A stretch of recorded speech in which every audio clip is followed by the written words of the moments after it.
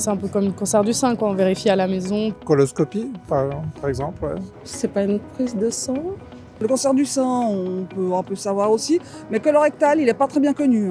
C'est tout ce qui va être alimentation, ne pas fumer, ce genre de choses. Peut-être le sport. Fait du sport, on digère mieux. Le cancer colorectal est le cancer qui va naître, qui va être diagnostiqué dans le gros côlon, c'est-à-dire dans les derniers 1,50 m de notre tube digestif. Le cancer du côlon se développe à partir d'une petite lésion qu'on appelle polype. Tous les polypes n'évoluent pas en cancer et cette évolution prend plusieurs années. En moyenne, le cancer du côlon est diagnostiqué à 65 ans, mais il arrive aussi qu'il puisse être diagnostiqué chez les patients beaucoup plus jeunes. Chaque année, 4500 personnes vont être diagnostiquées d'un cancer du côlon en Suisse. Malheureusement, 2000 personnes meurent chaque année en Suisse d'un cancer du côlon.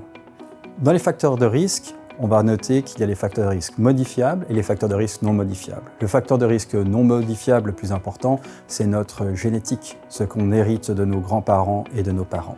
Celui-ci est non modifiable. Dans les facteurs de risque modifiables, on va retrouver l'obésité, la consommation de viande rouge, la sédentarité, la consommation de tabac et d'alcool.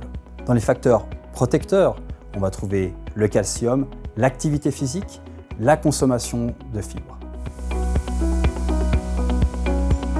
Donc le dépistage a pour but de diagnostiquer un cancer du côlon en stade précoce, avant l'apparition de symptômes. Nous avons à disposition 2 types de dépistage différents proposés. Le premier est le test FIT, qui est la recherche de sang dans les selles, et le deuxième est la coloscopie. Le FIT, recherche de sang dans les selles, s'effectue tous les 2 ans, alors que la coloscopie tous les 10 ans. Toute personne âgée de 50 à 69 ans est invitée à se faire dépister. Si tout est en ordre, il sera invité à renouveler son test de dépistage 2 ans plus tard. Par contre, s'il devait y avoir quelque chose de suspicieux, il sera invité à faire une coloscopie. La majorité des cancers du côlon apparaissent à partir de 50 ans, c'est pour ça qu'on le propose à partir de cet âge-là. Les chiffres sont extrêmement parlants puisque le programme de dépistage permet de réduire de moitié le nombre de décès par cancer du côlon. C'est pour cela que je recommande vivement toute personne à se faire dépister. S'il devait y avoir des questions, des interrogations, n'hésitez pas à solliciter votre médecin ou votre pharmacien.